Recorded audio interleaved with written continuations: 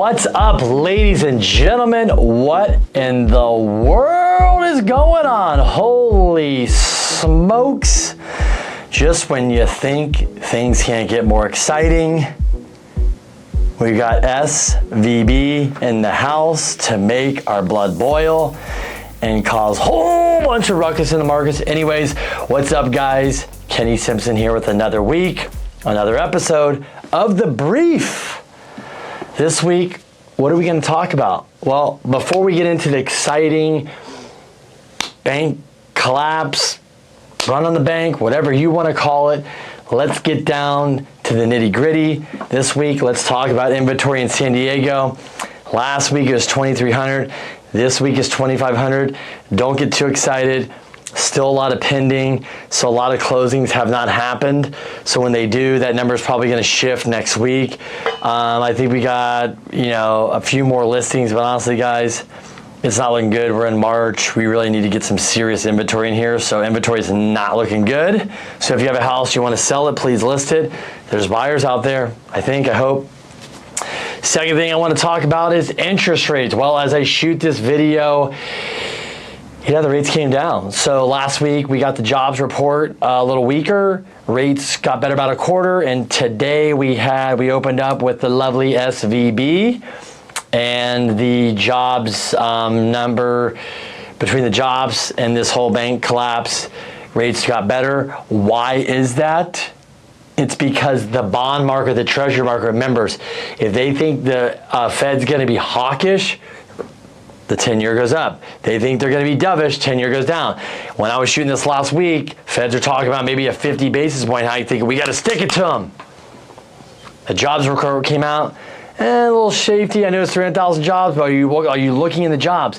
Over 100,000 were travel and leisure, not great paying jobs. Keep in mind, travel leisure is booming. On credit cards, it's 25, 40% up from all your other spending. Going out to eat, still up, but buying that crap that you already bought during COVID, that's way down. Like furniture shopping is down 15%. In a recession, that travel and leisure, all those new jobs, bye-bye, they're going to go away. You're not thinking about it. I'm telling you to think about it. So all these numbers we're adding on, those jobs are probably going to be lost because you're not going to need all the people at the restaurants and the cruise ships and the hotels in Vegas and blah, blah, blah, blah, right? So what else we want to talk about this week is I talked about, I sent an email out, all the loan level pricing adjustments. You probably got it on Monday. Yes, it's annoying. So if you have DTI over 40, if you got credit like a 720, you're almost getting penalized. If you put more down than less, it's ridiculous, guys. I truly believe, yes, Fannie and Freddie are trying to help the first-time home buyer, but they're doing everything in their power to discourage you, if that is even a word, I don't even know. Sorry, basically not entice you to go borrow money. Let's make it more expensive. Let's make it more challenging. Let's do this, let's do that. They don't want you guys to do nothing. They want to stop and get inflation down. That's my thing, because if this thing turns around, I think they'll turn it up. Not necessarily make guidelines better, but they can just turn the pricing better. So it's more expensive. They're trying to make you say, I don't know if I really want to do this. If you do, you really want to do it. But anyways, it's crazy, but I think interest rates are going to come back down with all this crazy cost. We just have to wait it out. So I'm not excited about it. I don't think you should take from people that have good credit to give to people that can't pay their bills. So that's why they have shitty credit. Sorry, that is the truth. And last but not least, let's get into it. If you guys watch a lot of my content, I'm not going to blab on here forever. I've been talking, going live, giving interviews. I literally got done with an interview right now with bankrate.com.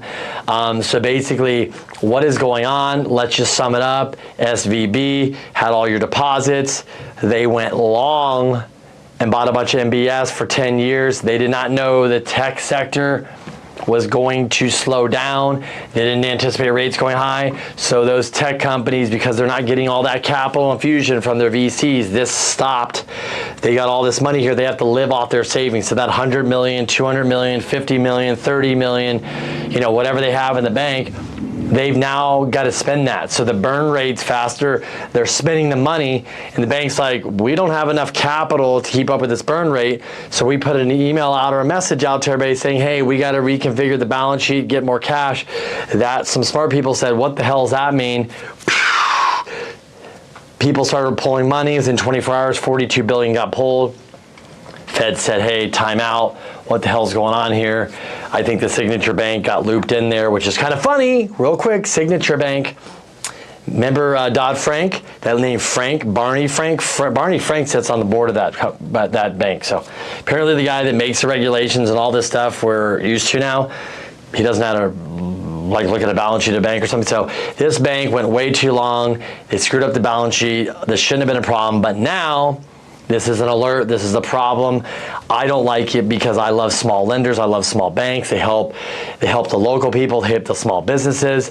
They get real estate transactions done that the big banks don't want to because the big banks just are snobby. And they're like, we don't want to do these deals. And honestly, I don't blame them. They get a lot of leads through the door. They cherry pick, they do. They're not going to do your laundromat and all these little loans that you guys need done that you don't realize they get done. So those small community, local banks, regional banks, we love them.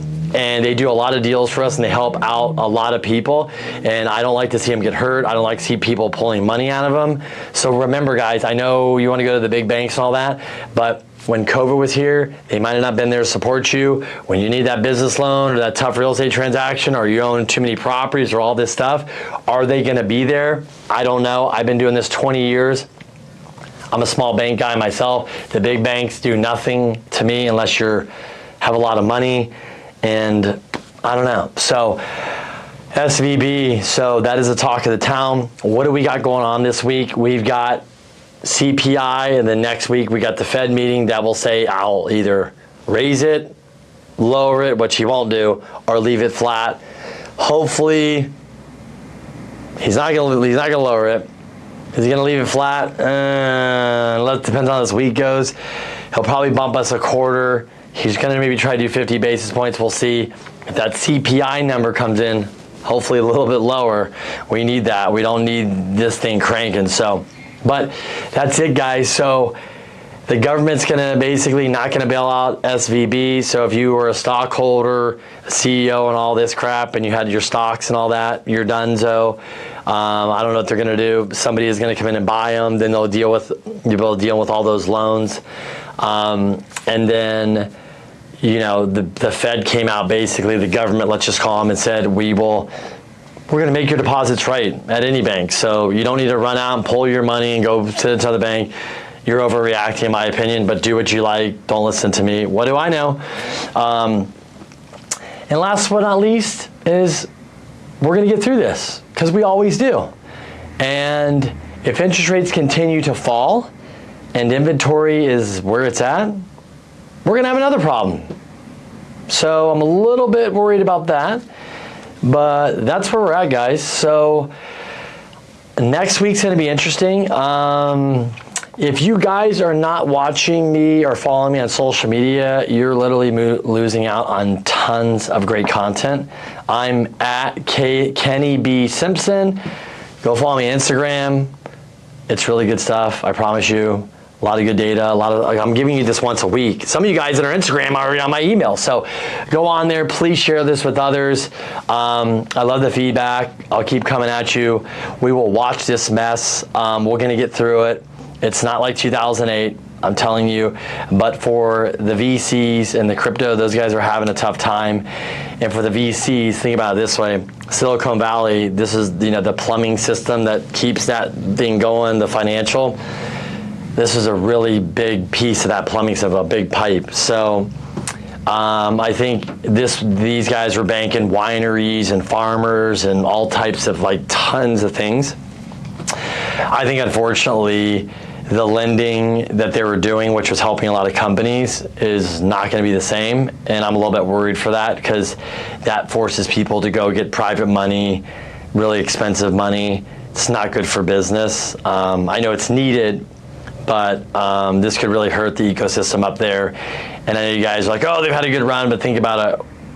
America's doing, we're really good because we're innovative and we're ahead. And, if you really crush that economy up there, there's a lot of stuff coming out that's going to change our lives, whether it's medical, technology, whatever. And we don't want to lose a decade and all that hard work and money. So it's really important for those small banks to help those small businesses. I cannot say that enough. Being in the position I've been in for as long as I've seen. These small banks really do help guys, and I believe in them. And so just keep that in mind. But anyways, till next week, have a good week. Stay positive. See you guys then.